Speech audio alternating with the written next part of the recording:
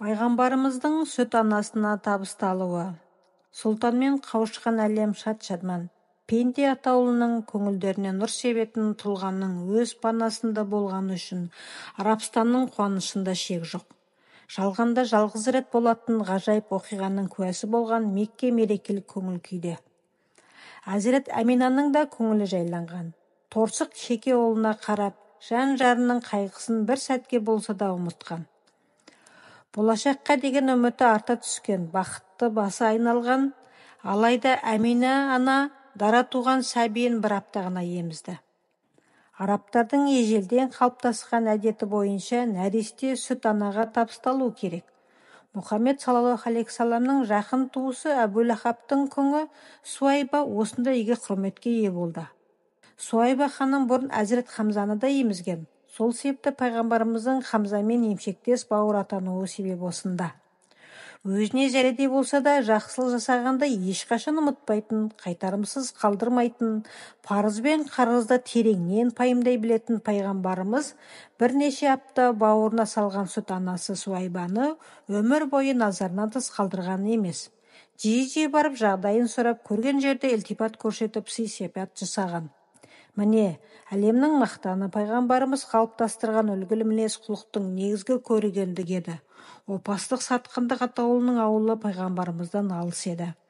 Пайғамбарымыздың мінез құлқы үнемі үлгі еткен, оның зайыбы Хадиша да Суайбаны сатып алып күңдіктен құтқарғысы келсе де, Әбу Лахаб ешқашанда келіскен емес. Арадан көп жыл өткенде Мұхаммедтің саллаллаху алейхи саламның Мәдинаға хижретінен соң ғана Әбу Лахаб Суайбаны өзі азат етеді. Әбу Лахаб пайғамбарымыздың Мұхаммед саллаллаху алейхи саламның әкесінің туған бауыры, өмірі бойы бұтқа табынумен келді. Қартайған шағында да інісі Мұхаммед саллаллаху алейхи саламның дініне мойынсұнбаған адам, тіпті ең мықты дұшпанына айналған адам. Сондықтан да Алланың лағнетіне душар болып, күңі Суайбаның тырнағына татарлықтай соғып та жинай алмаған жан. Әбу Лахаб қайтыс болғаннан кейін оны бір түсінде көреді. Жаһаннамның отына күйіп, жан дауысы ышынаған, одан не болды деп сұраған, қалың қалай деп сұрайды. Сонда Әбу Лахаб, мұндағы өмірімді ешкімнің басына бермесін, апатқа күйіп таңдайым кеуіп өліп барам. Суайбаны күңдіктен азат еткенім үшін, ол да Мұхаммед саллаллаху алейхи саламның сүт анасы болғандықтан ғана аңқамды кептірген шөлден азап құтылғандай болдым, депті. Оқиға арасында да ғибрат аларлық. Ғұмыр бойы Мұхаммед пайғамбарымыз саллаллаху алейхи саламның жамандық ойлап тосқауыл қоюмен болған Әбу Лахаб сынды азулы ислам дұшпаны пайғамбарымыздың сүт анасы азат еткен үшін Алланың рахымына бөленген тозақтағы азабы жеңілдеген. Демек, Алла тағала сүйікті құлының өзіне тікелей емес, оған қызмет еткендерге жасалған жақсылықтың да қайтарымын береді деген сөз. Олай болса, жалған дүниеде болмыстың сұлтаны Мұхаммед саллаллаху алейхи салам жол бастаушы деп біліп, соның сүннеттерін орнына қойып, ұмтылған өзінің құлдарына қандай да сый-сияпат күтіп тұрғанын айтуға да тіл жетпейді емес пе? Шарананың сүт анаға беру салты. Шарананы сүт анаға беру салты. Меккенің ауа райы өте ыстық, жыл бойы шіліңгір, аптап, шыжып тұрады. Тынысы тартылатын қала ауасы әсіресе жаңа туған сәбилер үшін өте қолайсыз. Ал даланың ауасы да, суы да әлде қайда таза. Сахараны мекендейтін кейбір тайпалардың тілдері де тазалығын жоймаған. Адамгершілік тұрғысынан да өзгелерден жоғары. Осы себептерге байланысты сол дәуірде Құрайыштар ұрпағының денсаулығы мықты, тілі жаттық, тәрбиелі болып өсу үшін Меккедегі ұзақтау шөл даланы жайлаған кейбір рулардың әйелдеріне балаларын беріп, ақы төлеп емізуді әдетке айналдырған. Кейде бала сәби шағынан бастап ере жеткенше сүт анасының қасында қалатын. Жайлауды жайлайтын көптеген тайпа әйелдері Меккеден бала алып емізуді күнкөріс көзіне айналдырған. Әсіресе Сағыт ибн Бікір тайпасының әйелдері жылына бірнеше рет топ-тобымен Меккеге келіп, үй-үйден жағалап емізетін бала іздейтін. Сағды ибн Бәкір тайпасы адамгершілігімен ата салты қадір тұтып, ана тілін қастерлеумен ерекшеленетін. Сондықтан құрайшықтар көбінесе жаңа туылған балаларын осы тайпаға аманат ететін. Кішкентай Мұхаммед саллаллаху алейхи вассалам Суайба есімді әйел емізіп жүрген тұста Сағыт әулетінің басына қара бұлт үйіріліп, бұрын-соңды болмаған құрғақшылықтан халық әбден қиналады. Құрғақшылықтың салдарынан елді жұт жайлап, тайпа халыққа бейшара халге түседі. Азық-түлік таусылып, мал азып, сүт-қат дүниеге айналған. Қиындықтан шығудың амалын қарастырған Сағыт ибн Бәкірлердің әйелдері жиналып емізетін бала іздеп, соның ақысына жүрек жалғар азық алмақ бойы Меккеге келеді. Келгендердің бәрі бір-бір сәбиді құшақтап, қуанып еліне қайтады. Жоқшылықтың зардабын тартқандықтан болса да керек, кішкентай Мұхаммедті саллаллаху алейхи вассаламды жетім болғаны үшін ешкімнің алғысы келмейді. Бәрінің ойы жетімен түсір пайда аз, көмекте болмайды. Меккеге жолдастарынан кешеуілдеп қалып соңынан келген Халима есімді әйел күйеуі екеуі арық есектеріне кезек мініп, әрең жеткенде емізерге бала қалмағанын көріп, қатты қынжылады. Басқа әйелдер ауқатты отбасыларының нәрестелерін құшақтап, мәре-сәре боп үйлеріне қайтқан шақта, байсалды да салихалы, жүрегі мейірімге толы Халима Алланың өзіне бұйыртқанынан бейхабар күйде уайым қайғы шомып, қала көшелерін оңды-солды кезеді. Ұяңдық пен ибалық есетін жүзінен шарасыздық аңғарылады. Әрлі-берлі амалсыз аяңдап жүрген оған алдынан жылы жүзді қария кездеседі. Бұл пайғамбарымыздың атасы Абдумуталиб еді. Бір көргенін-ақ олар бір-бірін дертіне дәрмен болардай жанарларымен ұғысты. Бірінші болып сөзге тартқан Абдумуталиб: «Сен қайдан келдің?» дейді. «Сағдат тайпасынанмын» дейді Халима. «Атың кім?» «Халима». «Ғажап, не деген үйлесімділік. Сағыт пен Хилим қосылса, дүниенің қайыр-берекеті де, ақиреттің ізет-құрметі де осында болмақ» деп күрсінді де: «Ей Халима, менің бір жетім немерем бар. Келген әйелдердің ешбір оны алғысы келмеді. Саған аманат етейін. Бәлкім шарананың құрметіне, бақытқа, берекетке кенелерсің» деді. Халима күтпеген ұсынысқа әу дегенде күмәндана қарады.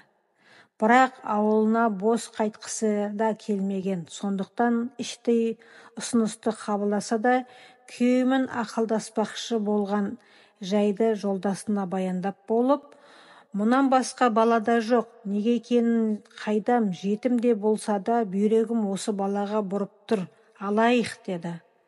Харис қашанғы салмақтылығына салып: «Жетімнің де өз несібесі бар, Құдай деген жанбыз ғой, алсақ алайық» деп келісе кетті. Екеуі Абдумуталибке келіп келіскендіктерін айтады. Абдумуталиб Халиманы нұрлы да сырлы Аминаның қарапайым лашығына ертіп әкеледі. Халима сәбидің жанына келгенде, өн бойы нұрға толы Мұхаммед саллаллаху алейхи вассалам биязы жүннен тоқылған, құндаққа оралған күйі, жасыл көрпешенің үстінде ештеңеден бейхабар тәтті ұйқыда құшағында, бөлме іші жайланған сәбидің хош иісін сезбеу мүмкін емес. Халима бір көргеннен балаға іш тартып, қуанышын тілмен айтып жеткізе алмады. Емізетін нәресте таппай қиналып тұрғанда, аяқ астына мынандай сәбиге ие болу неткен бақыт десеңші. Халима шыдай алмай баланың қасына жақын барып, көрпенің шетін жай ғана көтеріп, мақтадан мамық сүттен ақ гүлі иісті қолына маңдайынан аналық мейірмен иіскеп сүйді. Сол сәтте сәби көзін ашып, Халимаға қарап күлімсіреді. Екі жақ келіскендей болды. Бір емізетін нәресте таба алмай мұңайған ана, екіншісі ешкімнің алғысы келмеген Нұржетім. Сөйтіп тағдырлары тоғысты. Нұржетім пайғамбарымыз саллаллаху алейхи вассалам Халиманың құшағында қанша күннен бері суалы бір тамшы сүт тамбаған омырауы сәби еме бастағаннан ақ тырсылдап толды. Халиманың да күйеуі Харистің де таңданысында шек жоқ. Халима ана мұны былай қарай оң жағымен Мұхаммед саллаллаху алейхи вассаламды, сол жағымен өз баласы Абдулланы емізбек. Халима Нұржетімді құшағына алған күйі атасы мен анасымен қоштасып жолға шығады. Әмина ана сәбинен жылай-жылай айырылып Халимаға қайта-қайта тапсырады. Жола ерлі-зайыптылар бір жерде түнейді. Таң әлеугімде Харис түйелерін сауға барады. Ғажапқа қараңыз. Інегіндердің бәрінің желіні тырсылдап, сүт шүмектеп ағып тұрады. Қуанғаннан Халимаға, сен алған нәрестенің мүбәрек, қайырлы екендігіне еш шүбәм қалмады деп дауыстайды. Халима да оны қостап, менің де үмітім мол дейді. Мекке артта қалған. Халима баяғы кәрі есегіне мініп, құшағына сүт баласын алды. Есек алды артына қарамай желе жөнелді. Жылдамдығында шек жоқ. Тіпті өзінен күні ілгері жолға шыққан әйелдердің қуып жетіп, басып озған сәтте артта қалғандар. Әй Халима, саған не болған? Бізді неге тастап барасың? Есегіңді ауыстырғансың ау сірә деп шуылдасып қала береді. Есек бәз баяғы есек болатын. Тек айырмашылығы оның үстінде дүниенің сұлтаны кетіп бара жатқанды. Осынау үйге құрметке ие болған жануардай ескі аяңын ұмытқан. Халима жолдастарына бұрылып, бұл сырды өзімді ұқпай келемін. Неде болса да жақсылықтың бары рас, деді. Алайда топ әйелдердің бірде-біреуі мәселенің астарын ұға қоймады. Оның бәрі нұр жүзді нәрестенің келешектің пайғамбары екендігі белгілі еді.